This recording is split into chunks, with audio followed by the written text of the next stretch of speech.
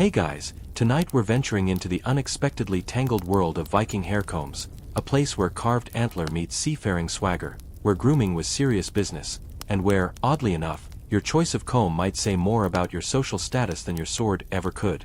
Picture it, a chilly Viking morning, maybe somewhere along the windswept coast of 9th century Norway. You wake up in a longhouse warmed by a hearth that's more smoke than flame. Your breath fogs the air as you sit up on a creaky wool-stuffed mattress. Outside, someone's already shouting about livestock, someone else is sharpening a blade, and in the corner, a sleepy old dog smells like wet moss. But before battle, breakfast, or bartering, you reach for your comb. Because you're a proper Viking, and proper Vikings comb their hair. Not just once or twice. No, you pull that finely carved piece of antler through your braids slowly, deliberately, almost meditatively. You may be a raider by afternoon, but you'll be a radiant one. The comb you use isn't just practical, it's ornamental. Crafted with care, symmetrical, with parallel rows of tiny, hand-filed teeth. Maybe it's got a handle carved to look like a serpent, or inlaid with a bit of bronze. Perhaps it even carries a runic inscription, your initials, or maybe a cheeky "hands off my comb." It's about grooming, yes, but it's also about pride, precision, and a pinch of vanity.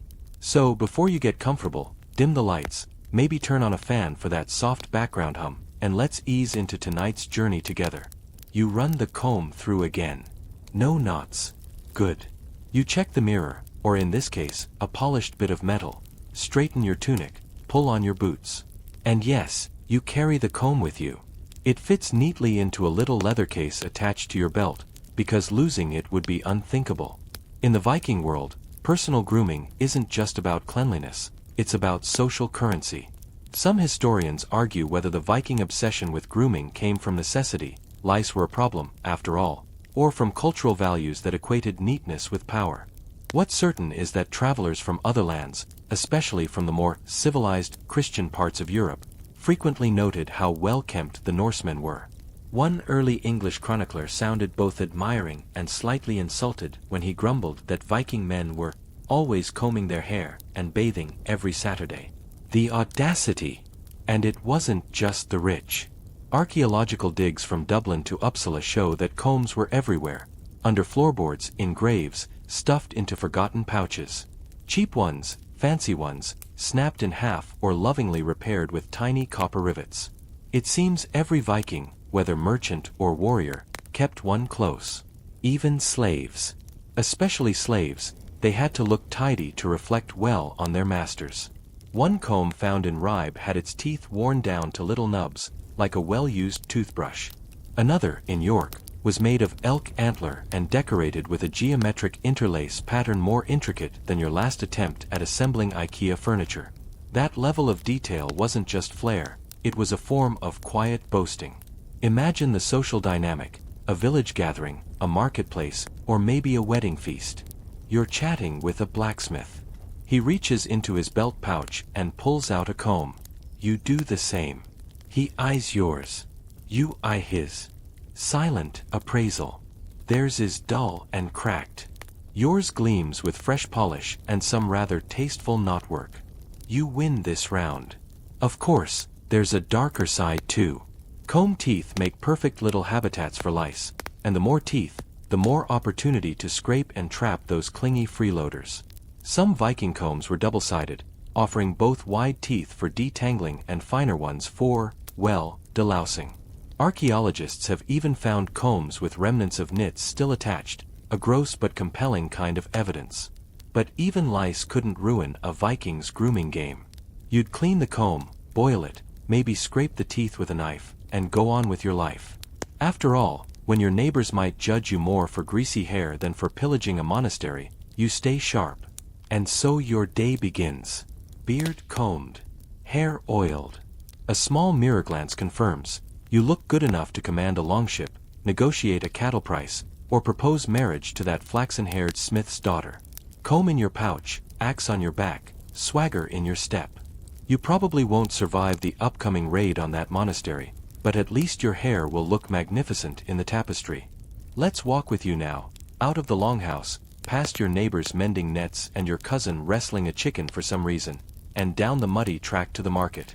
You've got something to trade, a bundle of rabbit pelts, but more interestingly, an idea. You've noticed that your comb, the one made of reindeer antler with the neat crosshatch grip, is getting attention. People keep asking where you got it. And you're starting to think, maybe there's more to this comb than just personal hygiene. This is where things get weird, in a gentle, oddly economic kind of way.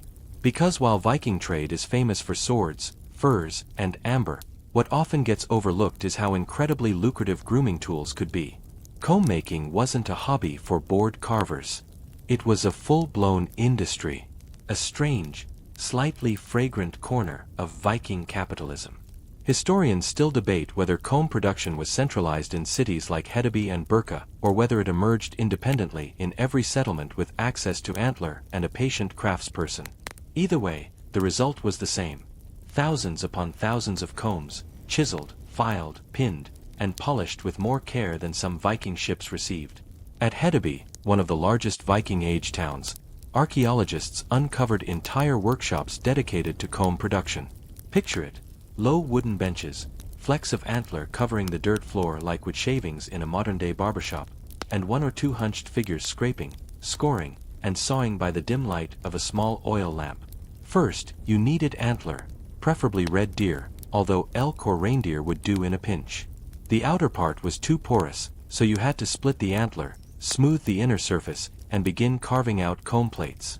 These were narrow rectangular strips that would eventually become the comb's core. Then, like a puzzle, you'd stack the plates together and secure them between two decorative side panels, usually also antler, but occasionally wood or even walrus ivory. Metal rivets were driven through carefully aligned holes. Everything had to match, or the comb wouldn't sit flat. Think of it like IKEA for Vikings, but without the hex keys or paper instructions. You test a comb in your hand, light, but sturdy. The teeth are barely thicker than sewing needles, spaced evenly with a rhythm that suggests years of practice. Filing those teeth must have taken forever. And here's where it gets wild. Some of those ancient comb makers etched their initials into the side plates. Others marked them with tiny runes, possibly as a form of branding. One such rune may have simply read, Scally, possibly the maker's name, possibly a boast, or possibly Viking slang for, don't steal this. Either way, you now realize combs weren't just tools, they were signature pieces. At the market, you browse the stalls. A farmer offers fermented herring, someone else is shouting about finely spun wool, and across the path, there's a merchant hawking combs. Rows of them. All slightly different. One looks cheap, hastily made. Another shines with a smooth patina, its side plates curved into delicate scrolls. Prices range wildly. You barter, offering your pelts for a better comb than the one on your belt. It takes some back and forth. You even throw in a small pouch of dried berries. Finally, you make the trade. The merchant carefully wraps the new comb in linen and hands it over like a sacred artifact. And it kind of is. Back home, you show it to your neighbor, who gasps a little, probably at the fine brass pins. This isn't just a comb. It's an investment. Something that might one day be buried with you, or passed to your daughter, or quietly stolen by your brother-in-law, who's always eyeing your stuff. In Dublin, combs have been found with ornamental silver caps. In Novgorod, they've uncovered multi-layer combs with replaceable teeth, basically the Viking equivalent of a refillable razor. You wonder if those made it to your village. If not, maybe you could import one, become the local fancy comb dealer. Stranger things have happened. Comb trading becomes more than an idea. You ask around. Turns out there's a guy in a nearby fjord who carves them with tiny animal heads, foxes, wolves, even dragons. You could go halfsies on a boat trip to meet him. Bring back a batch. Sell them during the next thing gathering. Boom. Side hustle. Historians are still puzzling over how comb value was determined. Was it the material? The number of teeth? The intricacy of the carvings? The status of the maker? Or maybe, like modern luxury items, value came from a mix of scarcity, craftsmanship, and that ineffable Viking cool factor. What's undeniable is that the economics of combs made them more than just bathroom accessories. They were portable wealth, cultural signifiers, and sometimes even currency in their own right. One badly recorded Norse poem may mention a comb being offered in payment for a night's lodging. And honestly, that checks out. So there you are, no longer just a user of combs, but a thinker of combs. A dreamer of side plates and brass rivets. You sit by the fire, running your fingers over the smooth spine of your new acquisition, and wonder what it might be worth. Not just in silver, but in status, in admiration, in whispered compliments from fellow villagers. You don't say it out loud, but you're kind of in the comb game now.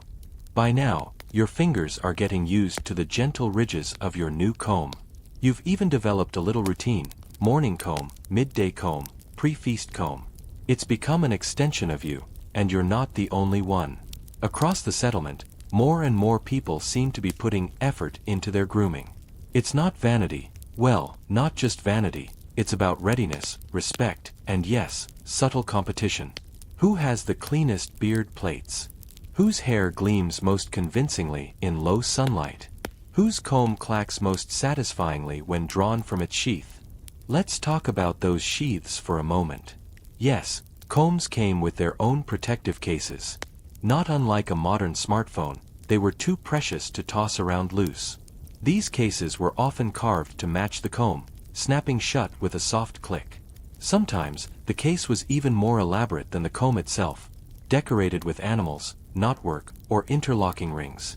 You start to realize that carrying a well-made comb wasn't just hygienic, it was fashionable, symbolic, even political. Historians still argue whether comb cases were standard accessories or only appeared during the later Viking Age. Some say they were a fad sparked by trade with Eastern artisans. Others insist they were always part of the deal, especially for the elite. You notice that people of higher status tend to have more ornate ones, some even hung from chains or fine cords like jewelry. Your neighbor Gulla, the one with the strangely symmetrical goats, has started oiling her hair with birch tar to show off her comb's effect. The tar smells vaguely minty, and yes, it works. Her braids look suspiciously glossy. Another man has carved a small dragon into the spine of his comb. You hear whispers that he spent 3 full silver coins on it. Absurd, unless you felt the teeth glide through wind-knotted curls after a sea voyage. You start to take more notice of what's happening in town. An elder merchant mentions a new comb guild forming in a nearby trade hub. That's right, a guild. An actual organization of comb makers and traders setting prices, agreeing on standards, and exchanging techniques like modern-day barbers on a conference call. The economics get a bit tangled here. You see, combs aren't just being used, they're being mass-produced. In Ribe, Denmark, archaeologists have uncovered workshops stacked with partially finished combs, dozens at a time. The remains of unfinished teeth, polished plates, and slivers of antler suggest these weren't one-off creations. This was an assembly line operation before such things even had names. But despite the growing scale, no two combs are exactly alike. That's the charm. Some have dual rows of teeth, fine on one side, wide on the other. Others have beveled spines or built-in picks for removing lice. One even seems to have a secret compartment in the case. What for? No one knows. Maybe spare rivets. Maybe a flake of soap. Maybe the tiniest love note in runes. You run your finger over the brass pins in your own comb and wonder if the smith used a mold or forged each one by hand. You make a mental note to ask next time you pass through Hedeby. Now, about those lice. Yes, they're a thing. Viking hygiene wasn't just decorative. They took grooming seriously, and for good reason. When you live in close quarters, sleep under woolen blankets, and wear the same tunic for weeks, pests happen. And this is where combs shine, not just for smoothing braids, but for removing uninvited six-legged guests. One of the more fringe facts you've picked up, thanks to an older cousin who claims to know everything, is that some Viking combs were designed specifically for delousing. These had ultra-fine teeth, close-set, sometimes even angled. People would heat the comb slightly over a fire before use, both to kill lice and make the comb easier to clean afterward. If that sounds a little gross, well, congratulations, You're human. But also, it worked. There's even speculation, still debated, that delousing sessions had a social aspect.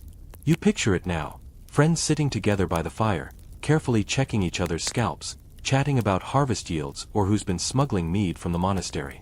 A kind of intimate grooming ritual, equal parts healthcare and social bonding. The original spa day.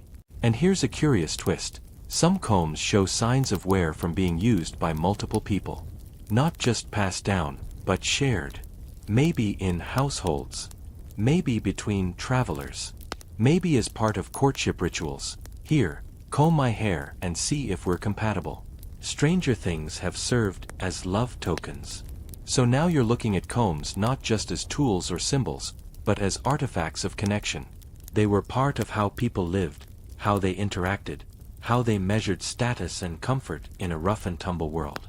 You even catch yourself daydreaming about commissioning one, your own design, your initials and runes, maybe a tiny carved cat because why not? At this point, you've become a bit of a local authority. Someone stops you to ask whether softer antler makes a better comb. A child wants to see your case. A visiting tradeswoman offers to buy your old one, the chipped one with the worn-down teeth, for more than you expected. You're tempted. But not today. Today, you head down to the riverside, the sunlight catching the notches in your comb. You sit with your feet in the cool current, brushing through your wind-tossed hair, watching a goose do battle with its own reflection. Your comb rests on your knee, just a few ounces of carved antler, but somehow a whole microeconomy in your hand. The next morning, you wake to a chill fog that's rolled in from the coast like a sleepy ghost looking for breakfast. You reach for your comb instinctively, even before the first yawns escaped your lips. It's not just routine anymore, it's ritual. As essential as the morning fire or bread still warm from the coals. But something's shifted in the village. You feel it in the way people pause to inspect each other's combs, in the half-teasing compliments that have started to carry an edge. Your neighbor, yes, Gullah with the glossy braids, has begun referring to her comb by name. You're not sure if it's meant to be a joke, or if she's genuinely treating it like a prized pet. Either way, it's working. She gets noticed. This brings us to something rarely discussed in Viking lore, personal branding. Not with Instagram filters and live laugh longship wall plaques, but in the way people used items like combs to subtly, or not so subtly, define their identity. Combs became a way to signal who you were. Merchant, warrior, weaver with an eye for symmetrical pine patterns? There was a comb for that. Historians still argue whether certain comb designs were tied to professions or clans. Some say there were regional styles, Norwegian combs with spiral motifs, Danish ones with broader teeth, Icelandic combs favoring lightweight reindeer antler. Others think it's nonsense, and the variations are just personal or workshop preferences. The truth may be somewhere in between. But here's what we do know. Combs were everywhere. In burial mounds. In rivers. In the ruins of collapsed homes.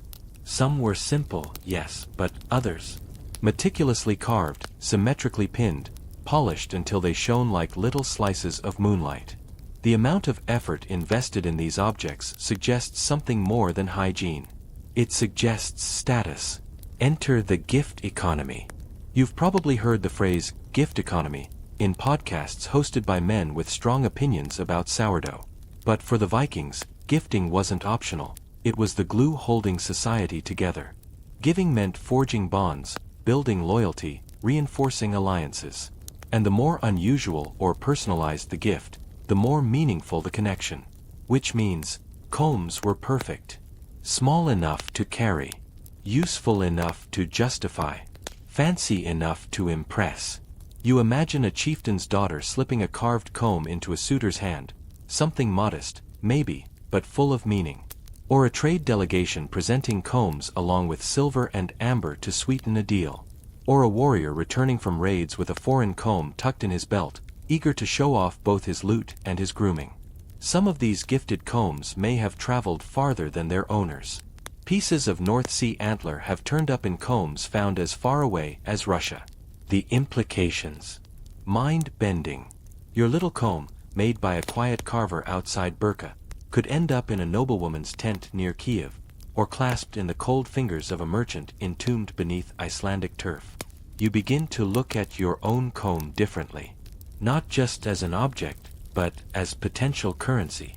A social token. An offering. And yes, an investment. Remember Sigrid the comb maker? She started keeping records.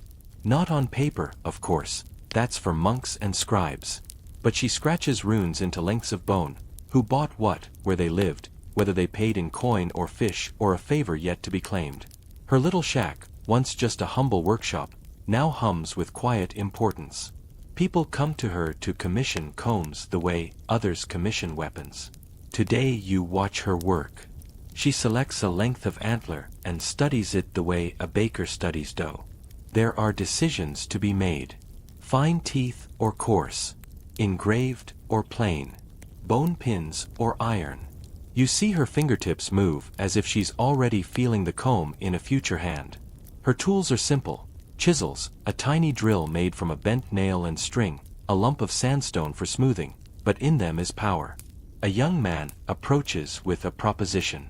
He wants a comb for his upcoming voyage, something impressive, he says, something that'll hold up to wind, salt, and long nights among strangers. Sigrid squints at him, then nods. She'll make it wide-backed, double-sided, with fish scale etching and a loop at the top for hanging. Payment. A sheepskin now, and a promise of a future silver coin, should the voyage go well. Deals like this are everywhere. Some barter combs for food, others for fabric. One local priest, the sort with a soft spot for pagan amulets, offers a carved soapstone pendant in exchange for a lice comb. Sigrid accepts with a wink. Business is booming. And then, just as your eyes are adjusting to this cozy economy, someone mentions fakes.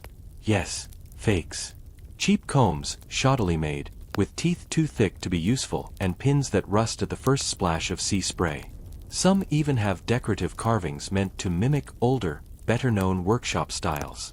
Historians still debate whether this marks the beginning of market stratification or just reflects growing demand. Either way, it's happening. And not everyone's happy. Sigrid's face hardens when she talks about them. Shameful, she mutters, shaking her head. They call it a comb? You'd do better brushing your hair with a fishbone. She's not wrong. One of your friends bought a suspiciously light comb from a peddler and the thing snapped after 3 uses. Now he carries it in his pouch as a warning. Look at this, he says at gatherings, holding it up like a tiny wooden ghost. Learn from my mistake. You've officially reached the point where combs are no longer invisible to you. You see them everywhere. Tucked into belts. Laid beside eating bowls. Carefully arranged in burial sites, sometimes still in their sheath, sometimes wrapped in wool. Not because they were sacred, but because they were human. Daily. Intimate. Incredibly well-traveled.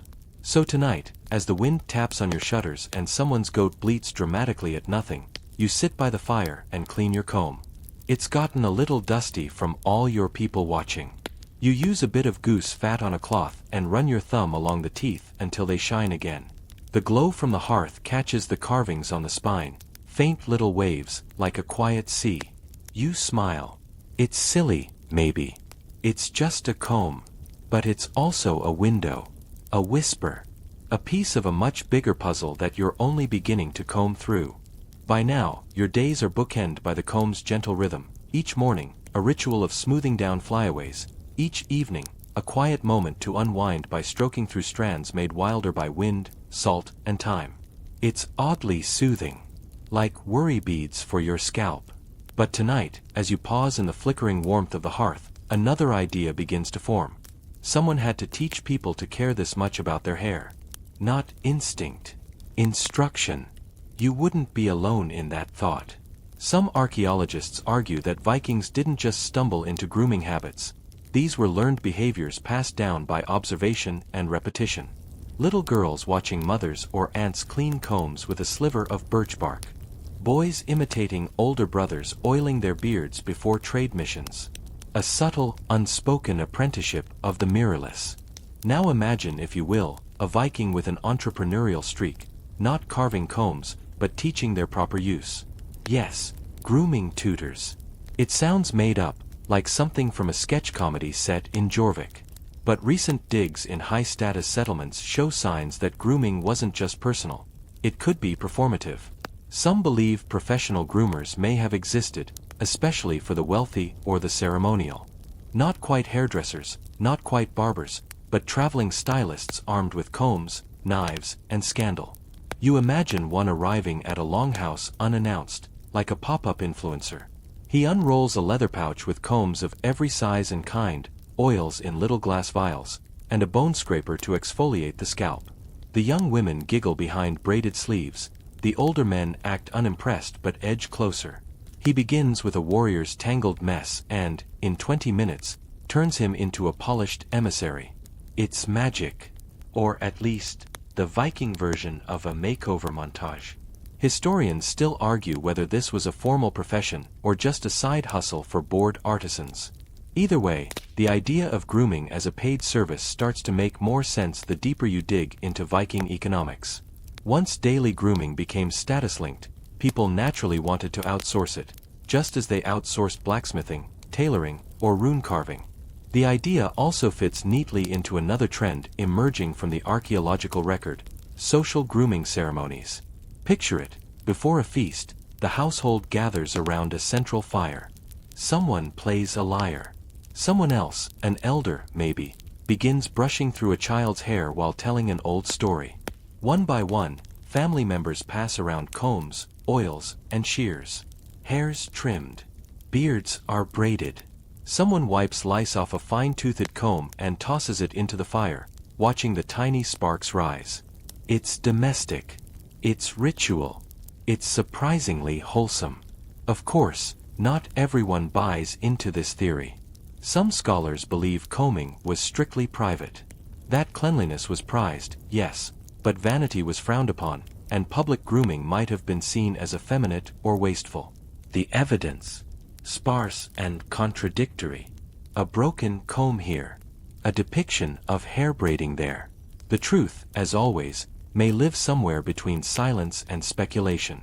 But even if grooming didn't become a ceremony, there's no denying it was strategic. Take Viking raids. You probably picture raiders as wild-haired berserkers, foaming at the mouth and yelling in thunderous Old Norse. But contemporary reports from Anglo-Saxon monks paint a different picture. Some accounts describe the Vikings as effeminately well-groomed, which, considering the source, probably means shockingly clean for people setting our homes on fire. There's even a written complaint from an English abbot suggesting Viking men wash their faces every day, comb their hair every day, and change their linen often, which sounds less like a war crime and more like a solid spa regimen. Think about the psychological effect.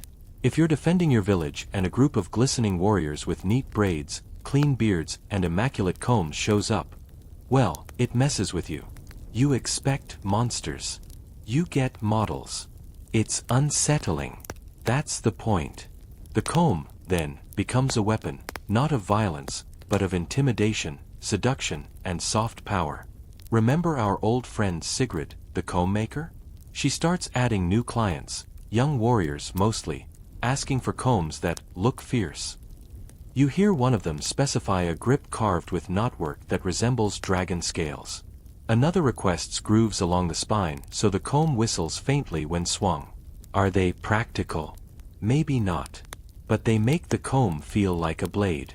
Like something worthy of carrying into battle. And here's where the economics turn fascinating. Combs begin appearing in diplomatic contexts.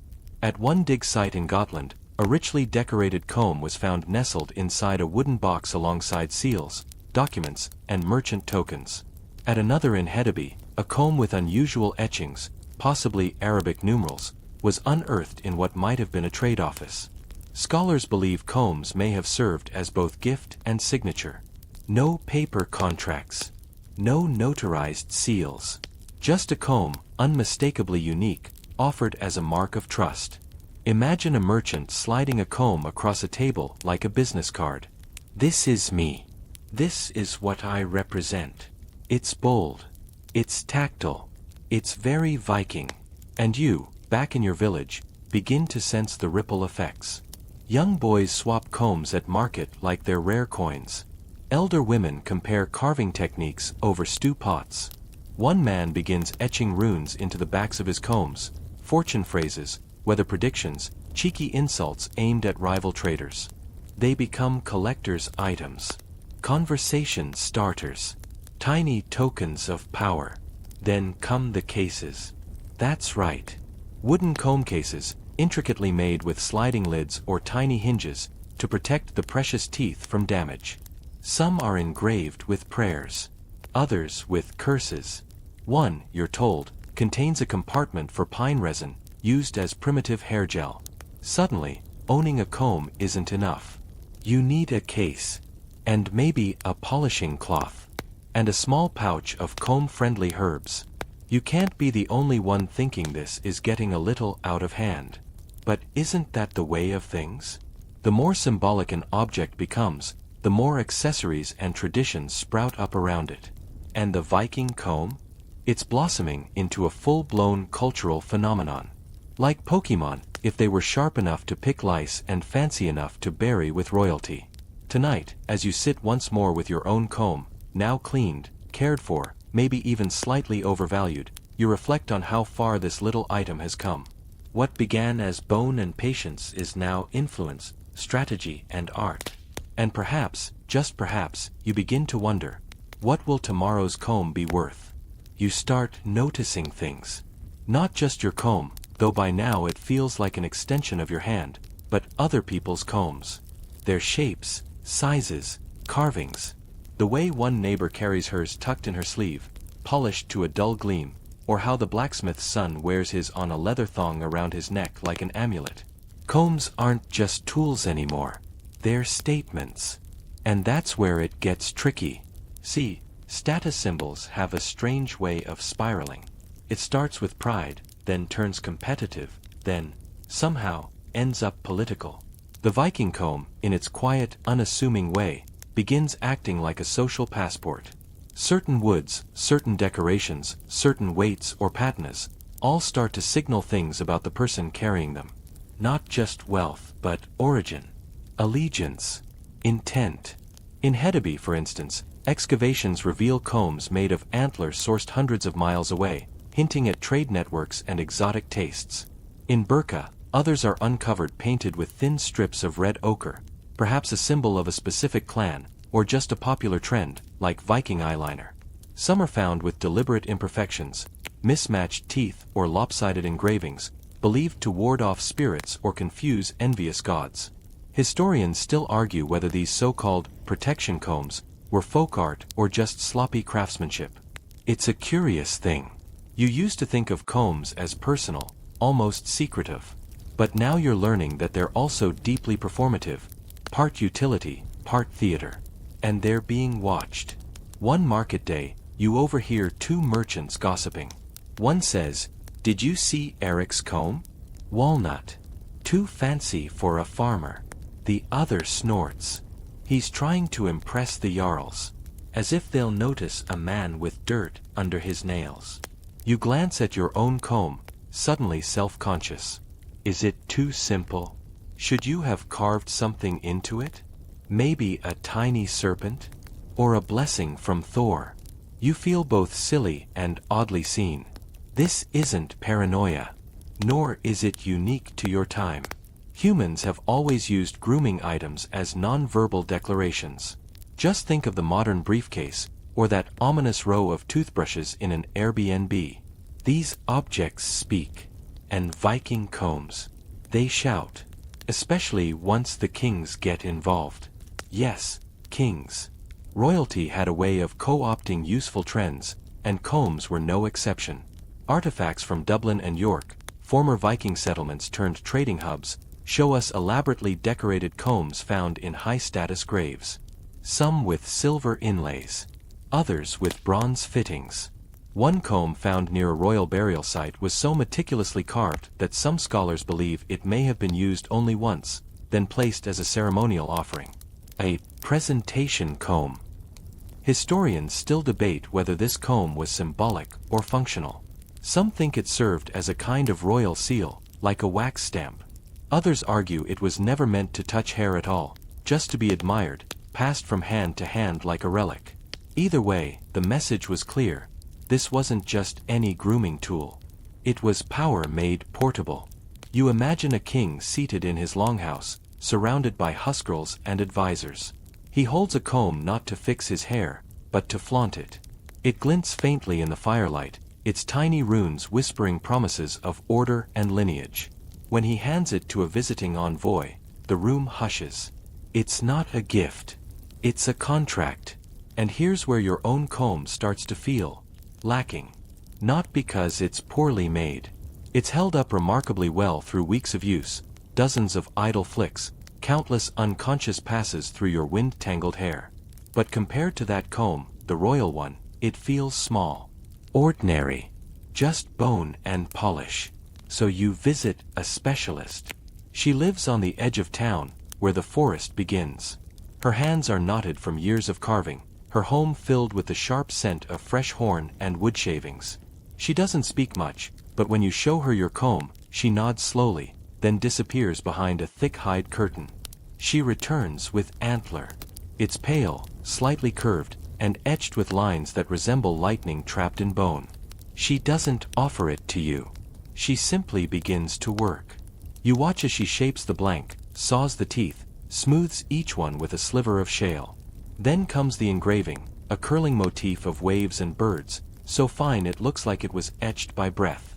She dips a brush in ash, darkens the lines, and sets it to dry by the fire. When she hands it to you, something shifts. It's heavier than your old comb. Cooler. More deliberate. It doesn't just feel important, it demands to be treated that way. You pay her with amber, because coin feels too transactional. She accepts with a curt nod and returns to her carving.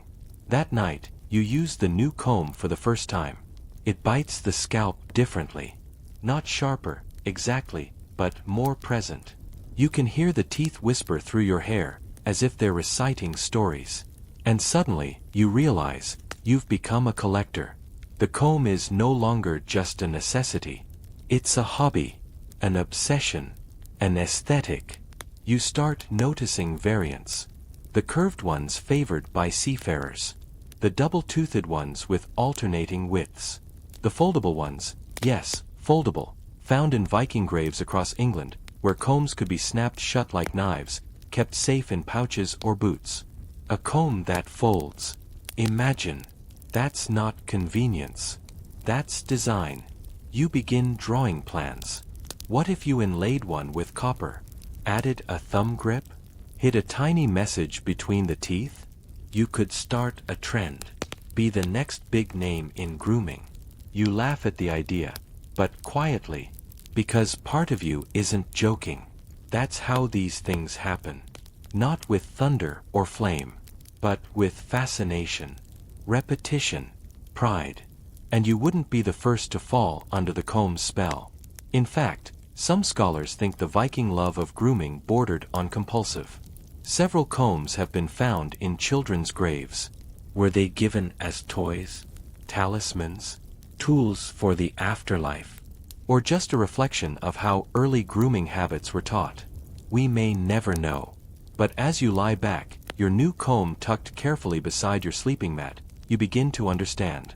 This little tool, carved from antler or horn, silent and unassuming, has woven itself into trade, politics, ritual, identity, and now, your own daily rhythm. A strange kind of power for an object most people would never think twice about. By now, the world around you starts to split, not in some dramatic tectonic rift, but socially. Between the comb haves and the comb have-nots. Between the ornate and the utilitarian. Between those who polish their grooming tools daily, and those who've begun to quietly resent the whole thing. And yes, of course there's backlash. There always is, eventually. You begin noticing whispers in the market square, snide comments from elders who remember simpler times, when combs were plain bone and no one had to choose between ash-etched dragon motifs or pearl inlays. One fishmonger even scoffs aloud as you pass. Too much time brushing, not enough time fishing. See how that feeds you in winter. You don't respond. But later that night, you do spend a suspiciously long time staring at your reflection in the darkened surface of a pot lid, comb in hand. And still, the desire doesn't fade. If anything, it intensifies. The economic undercurrent has begun to swirl harder now. With demand up and status linked to style, comb making has evolved from an idle carver's pastime into a serious craft industry. Workshops appear. Apprentices are taken on. Specialization blooms. Some artisans only saw blanks, others only carve teeth. A few rare masters do the engraving, and guard their techniques like they're holding the secrets to immortality. One particularly popular workshop in Kopang develops a signature tooth spacing, not too wide, not too fine, and people start referring to it casually. That's a Gudbrand's comb, someone might say, as if dropping a designer's name. You suppress a smile. Even you have a Gudbrand, or something very close to it. Historians still argue whether Gudbrand was a real person or just a brand invented by a clever merchant, but the myth holds. There's even knockoffs. Cheap imitations.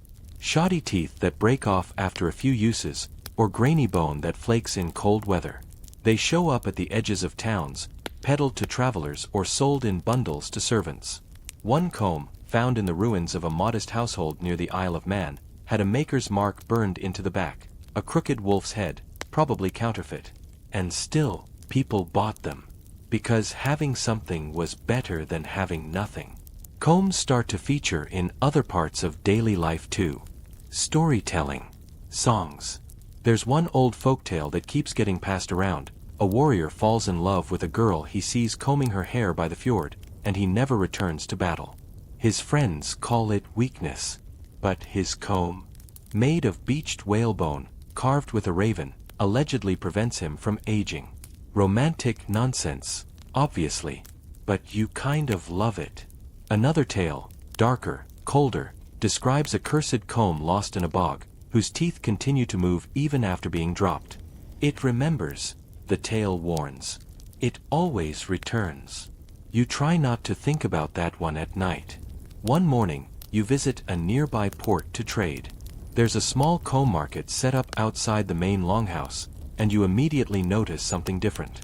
There are foreigners here now. Traders from Francia and Saxony, even some with heavy cloaks and desert-colored robes who speak a language you don't recognize. One of them examines your comb with the careful attention of a jeweler. He points at it, gestures to his pouch, and produces, unexpectedly, a small mirror. Not polished bronze. Not obsidian. A real glass mirror, edged in lead. You inhale, surprised. This is a rare object. Almost magic. You trade. It's not a fair deal, not even close, but it feels like one. Back in your lodging, you try out the mirror. For the first time, you see your whole face clearly. Your hair. The line of your cheek. The fine tooth marks the comb has carved in the flow of it all. It's nice. Satisfying. Strange. You sit there a long time. Then you do something you haven't done before. You comb. Someone else. Your younger cousin, hair always tangled and salted from the sea, grumbles at first but settles. You move slowly, carefully, and in that moment, the comb becomes not a tool, but a ritual. One that requires trust, patience, care. You begin to understand how this grooming act, small, repeated, could serve as a kind of intimacy in Norse society. A signal of kinship or reconciliation. One Viking grave contains a woman buried with two combs, one broken, one pristine. Archaeologists still debate whether the split comb meant grief, legacy, or simply a sentimental object that wore out. But you suspect it meant something more. There's another layer, too. Hygiene. Yes, you laugh, finally, the practical stuff. Combs weren't just for vanity, they were essential to keeping lice at bay, and the Norse were surprisingly fastidious for their era. Roman chroniclers even noted the cleanliness of northern tribes. Lice combs, separate from decorative combs, have been found across the Viking world, often with closely spaced teeth and no ornamentation. The workhorses of the grooming world. Unsung heroes of scalp comfort. Some towns had communal grooming spots, warm stone hearths where lice could be burned or scraped away.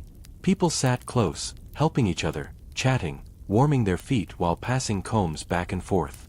You imagine it, the hiss of embers, the rhythm of scraping, the laughter of someone discovering a particularly aggressive flea and declaring war on it.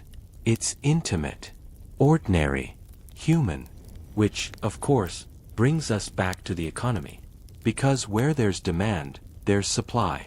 And soon, new trade routes emerge, not just for combs, but for the raw materials behind them. Antler, horn, bone. Imports increase. Ships return not just with silk and spices, but with stag skulls. Traders strike deals for tusks and whalebone, carting them across rivers and fjords to meet comb makers waiting like chefs for fresh ingredients. There's a story of one town, possibly Ribe, that instituted a comb tax, requiring merchants to report how many they'd brought and to whom they were selling.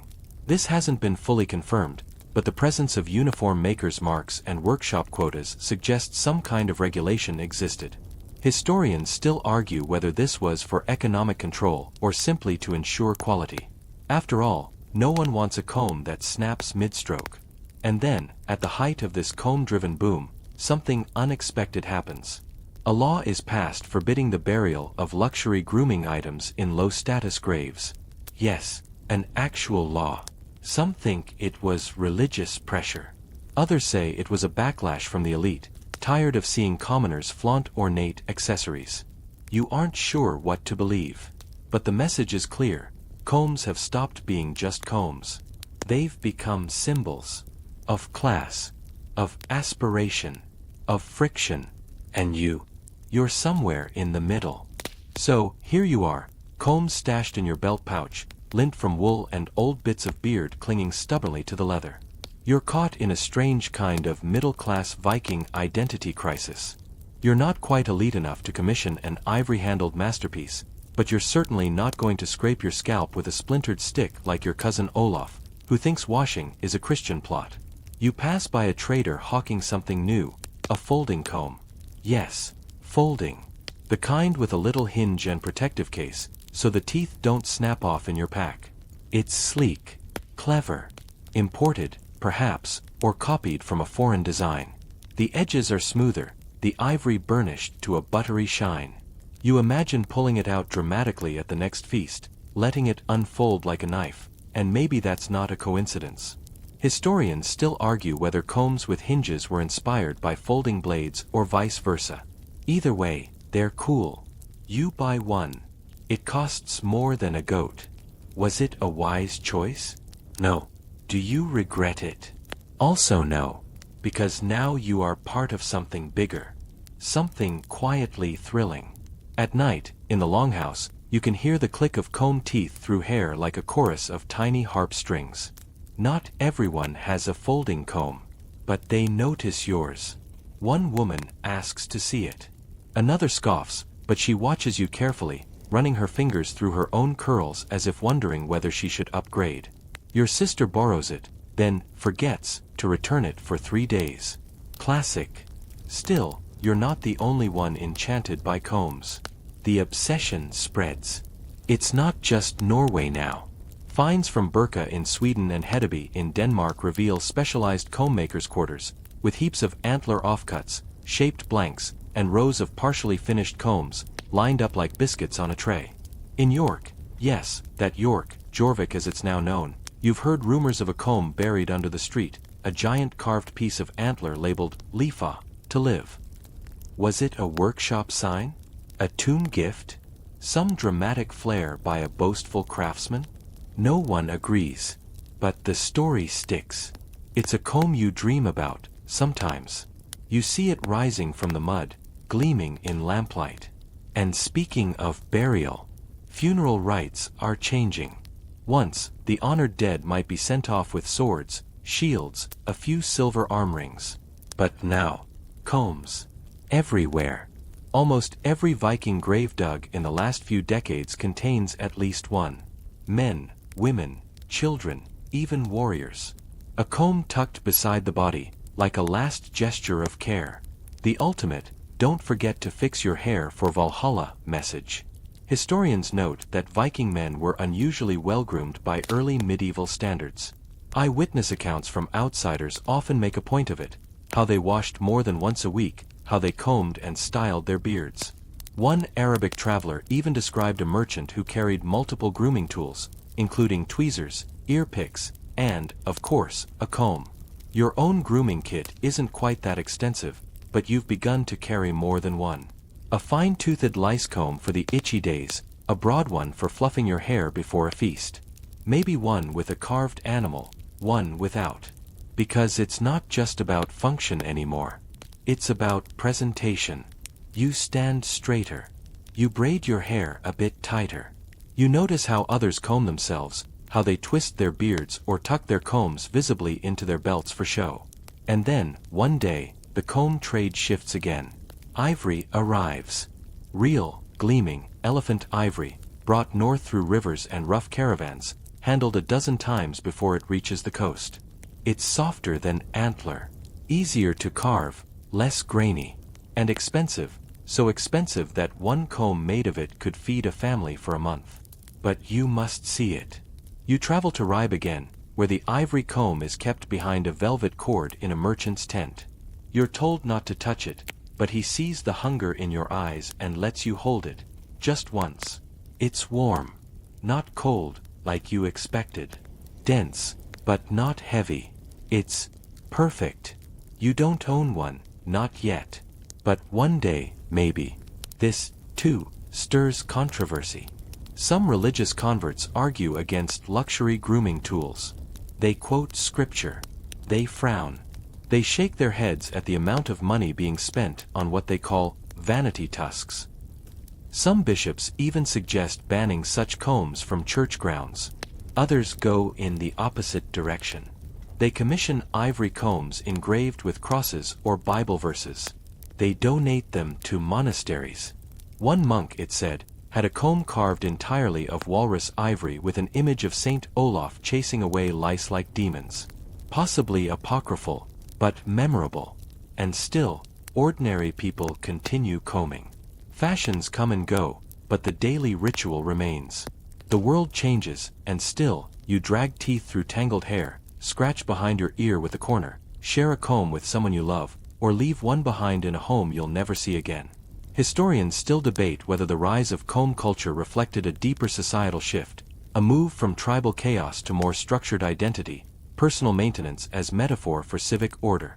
A few fringe scholars even suggest Viking combs may have played a subtle diplomatic role, serving as gifts or peace offerings. There's one particularly odd account of a negotiation between two feuding families that involved the ceremonial exchange of combs. Like shaking hands, but fancier. You've started to wonder whether your comb, yes, that folding one, might one day outlive you, be passed on, inherited, or buried. It's not impossible. You tuck it back into your pouch. The trade winds are rising. The next ship leaves tomorrow. You'll bring more combs this time. And maybe, a mirror or two. You find yourself on a creaking wooden ship, the salty breeze tugging at your cloak and ruffling your hair. The horizon stretches wide, and somewhere in the bowels of the vessel, crates are piled high with your precious cargo. Combs, dozens of them, crafted from bone, antler, and now, even the prized ivory you glimpsed in Ribe. The trading routes have changed. No longer just coastal hopping, you're sailing farther into the unknown, chasing wealth and whispers. As the ship rocks gently, you run your fingers over a comb carved with intricate animal motifs, a serpent winding its way along the teeth, scales etched in fine detail. These designs aren't mere decoration. They're symbols of protection, luck, or lineage. Perhaps they ward off bad hair days or the even worse fate of a lice infestation. The thought makes you smile softly. The economics of Viking hair combs are oddly complex. They're not just grooming tools, they're commodities, social markers, talismans, and even currency in some circles. In marketplaces from Hedeby to Novgorod, combs appear as barter items alongside fur, amber, and salt. The demand is steady. The supply fluctuating with access to raw materials and skilled artisans. Your mind wanders to the artisans themselves, quiet craftsmen, often anonymous, whose delicate handiwork belies the ruggedness of Viking life. Some combs bear makers' marks, tiny runes etched into the bone. Was this pride? Branding? A way to claim status in a world that valued reputation? Historians still debate whether these signatures were widespread or limited to elite workshops. Some argue they hint at early notions of intellectual property. Others think they're simply decorative. You recall stories of workshops run by women, the so-called comb mothers, who not only crafted but also managed trade networks. Their role is often overlooked, overshadowed by tales of warriors and kings, yet they wielded subtle power. A well-made comb could make or break a trader's reputation. At the next port, you meet a trader who speaks of the comb's journey beyond Viking lands, to the Byzantine Empire and even to the Caliphate. Exotic designs merge with Viking aesthetics, creating hybrids you've never seen before. One comb sports Arabic calligraphy alongside Nordic knots. It's a quiet testament to the reach of Viking trade and curiosity. Back on deck, as the sun dips below the waves, you catch a glimpse of your reflection in a small polished mirror, comb in hand. The ship creaks, the sea whispers, and you feel connected to a vast, tangled web of commerce, culture, and care. The humble comb, once a simple tool, has become a symbol of identity, economy, and exchange. Historians still argue about the exact routes and significance of comb trade in Viking geopolitics, but one thing is certain: these small objects carried stories as rich and complex as any saga. You run your fingers once more through your hair, feeling the reassuring smoothness, and wonder what the next tide will bring. You wake to the gentle clinking of metal and the low murmur of a market coming alive. The scent of roasting meat mingles with the salty air, and somewhere, a dog barks, chasing a toddler who's already tangled in his own braid. Today, you're not just a trader, you're a buyer. A collector of combs, and more importantly, a collector of stories. The market stalls are a patchwork of cultures. You see a Norse woman displaying her wares beside a Khazar merchant offering imported silk. You catch the glint of a comb carved from walrus ivory, its surface polished smooth like glass, and adorned with delicate animal scenes that seem almost to move if you stare long enough. The price is steep, but you know this piece will fetch a good return in your home market. It's fascinating how combs reflect not only style but social status and even religious beliefs. Some are plain and utilitarian, made for the common folk. Others are ornate, fit for chieftains or wealthy women. One comb you admire bears symbols believed to protect against evil spirits, little more than superstitions, but powerful ones. You hear the chatter of scholars and traders debating whether certain comb designs originated locally or were influenced by Eastern craftsmen. The cross-cultural exchange is undeniable, and the Viking world seems more interconnected than you ever imagined. Even the simplest comb might carry whispers of far-off lands. Interestingly, archaeological finds suggest that combs were sometimes used as personal seals or tokens. Tiny inscriptions or symbols could identify the owner or clan, adding a layer of identity beyond mere grooming. Was this a form of early branding?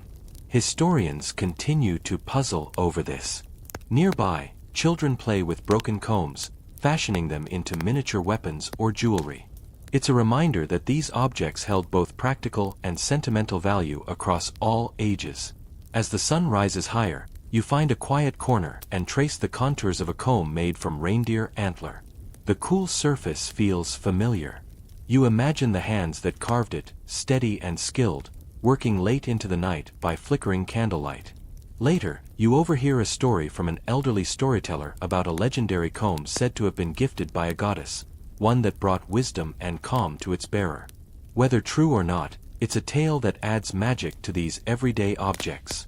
You tuck your newest acquisitions safely into your pack, feeling the weight of history and economy resting lightly against your side.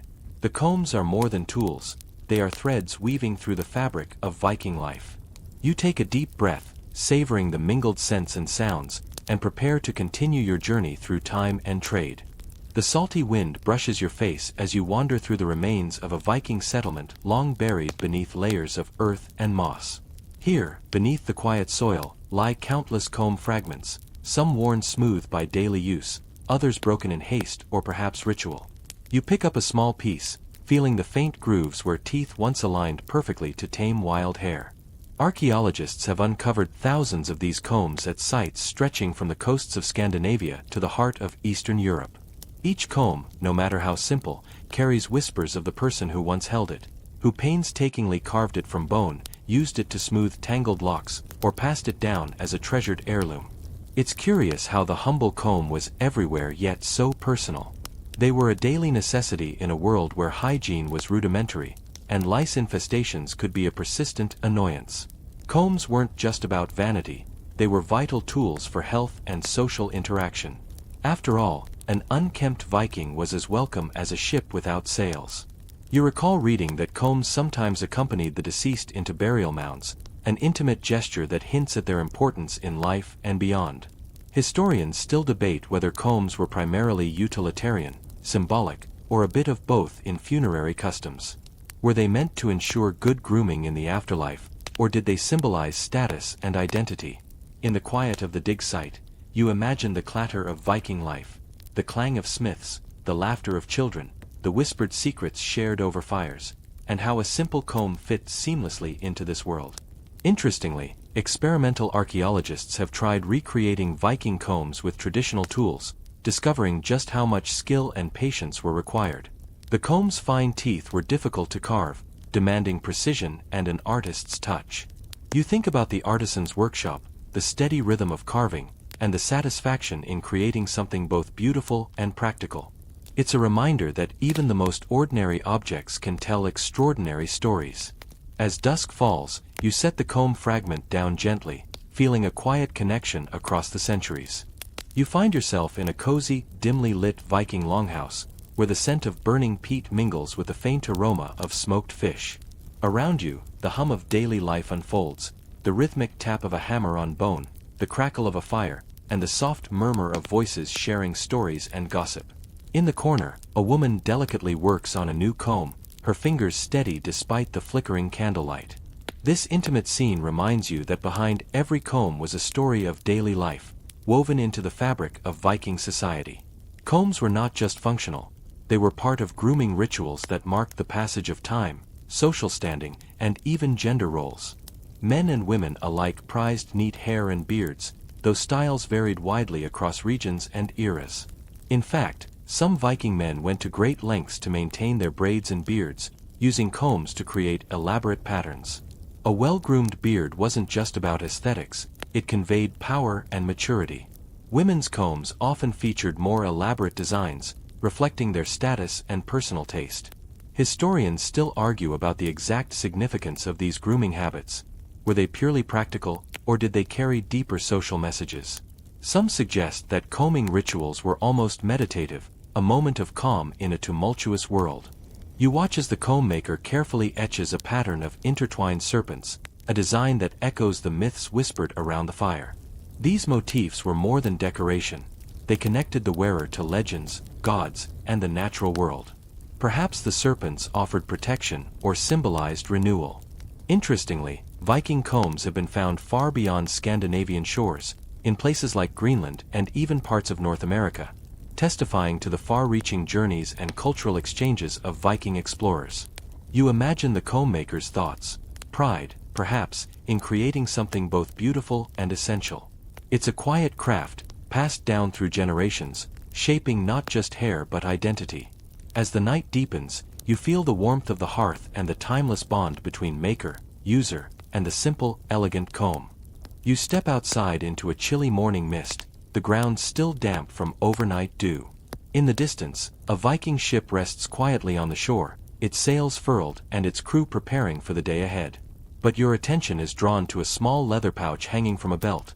Inside, a carefully wrapped bundle of combs, each carved from different materials and crafted with unique styles. These bundles reveal a hidden layer of Viking economics. Combs were not just personal grooming tools but also commodities, gifts, and even currency.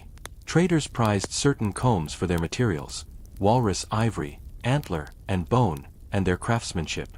The value wasn't fixed but fluctuated depending on trends, scarcity, and the status of the owner. You consider how combs fit into gift-giving customs, which were vital in Viking society for forging alliances and showing respect. A beautifully carved comb might be offered as a token of friendship or loyalty, carrying weight beyond its physical form. Some historians propose that combs functioned almost like portable status symbols, a kind of personal wealth you could wear or trade. The economic role of combs also intersected with the darker side of Viking life, raiding and looting. Raiders often sought prized items like ornate combs, which were easy to carry and valuable to fence in foreign markets. Yet, the line between spoils and trade goods was blurry, reflecting a complex economy that mixed barter, craftsmanship, and conquest. You overhear a debate among scholars: did combs hold more social currency than coins in certain Viking communities? While coins were rare and often imported, combs were ubiquitous and personalized, making them uniquely suited to local economies and social rituals. The diversity of comb materials also hints at Vikings' deep connection to their environment. Reindeer antlers, whale bones, and even human bones, in rare and contested cases, were used, showcasing resourcefulness and respect for available resources. As you tuck the pouch into your pack, you appreciate the strange, subtle economics at play. How something as small as a comb could ripple through social networks, trade routes, and even the tides of Viking history. The forest around you is quiet, except for the soft rustling of leaves and the occasional call of a distant bird. You find a mossy log to sit on, comb in hand, tracing the delicate patterns carved into its surface. This comb, like many others, tells a story not just of utility but of identity and belief. Viking hair combs often bore symbols linked to Norse mythology and spirituality, runes, animals, and motifs that connected their owners to the gods and the cosmos. Some combs featured depictions of Thor's hammer, Odin's ravens, or the world tree, Yggdrasil. These designs were more than decoration; they were talismans offering protection, wisdom, or strength. You think about the fascinating debate historians have about the spiritual role of combs. Were they everyday objects imbued with sacred meaning, or ceremonial items used in specific rites? The truth probably lies somewhere in between, with combs serving both mundane and mystical purposes. Interestingly, some Viking combs were used in personal rituals. Grooming might have been a meditative practice, a moment to connect with one's heritage or invoke divine favor. The repetitive act of combing could symbolize order amid chaos, a small way to impose control in a turbulent world. You remember hearing of a Viking belief that untamed hair could attract malevolent spirits. Keeping hair neat was, therefore, both practical and protective.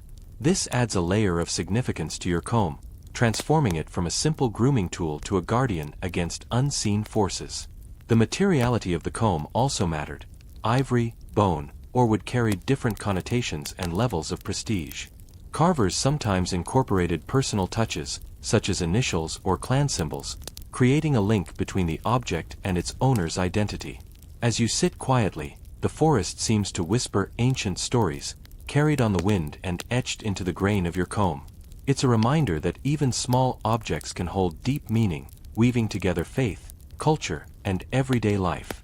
The final light of day fades softly, and you settle beside a gently crackling fire, the amber glow casting long shadows. You cradle a worn Viking comb in your hand, feeling the smoothness where countless fingers have passed over it through the centuries. It's astonishing how such a small object carries so many stories, of craftsmanship, culture, economy, and belief. As the fire's warmth seeps into the night, you reflect on how Viking hair combs were more than practical tools; they were artifacts of identity, social currency, and spirituality. From the artisan's workshop to the far reaches of Viking trade routes, combs connected people across distances and time. Historians still debate many aspects: the exact social significance, the nuances of their economic role, and the spiritual symbolism. But what remains clear is the comb's quiet power: to tame unruly hair, yes, but also to express personality, status, and even faith. You think back to the countless hands that held combs just like yours: the child practicing patience, the warrior preparing for battle, the craftsman pouring skill into every carved tooth. These objects witnessed the mundane and the momentous alike. Tonight, as you cradle this small relic, you feel a thread linking you to a distant past, to a world of fjords, longships, and whispered legends. The strange economics of Viking hair combs are a window into their lives, so practical, so personal, and so profoundly human. Now, dim the lights, maybe turn on a fan for that soft background hum, and let's ease into the gentle rhythm of night, carried by the stories of ordinary objects and extraordinary people. As the fire's glow softens and your eyes grow heavy, imagine the cool northern air brushing over fjords, the quiet lapping of waves against weathered shores. The day's bustle fades into a calm stillness, where even the smallest things, like a carved comb, hold stories whispered softly by time. There's comfort in these connections, a gentle reminder that across centuries and cultures, we share moments of care, creativity, and quiet reflection. The comb's smooth teeth, once used to tame wild hair and keep away restless spirits, now guide you toward rest. Breathe in deeply, letting the ancient world settle around you like a cozy cloak. The rhythmic tick of history's clock slows, inviting you to drift gently into sleep, carried on the warmth of old fires and timeless tales. Let your mind wander softly, embracing the peace that comes with knowing even the tiniest artifacts carry the weight of human experience. Rest easy now, wrapped in the quiet comfort of history's embrace. Sweet dreams.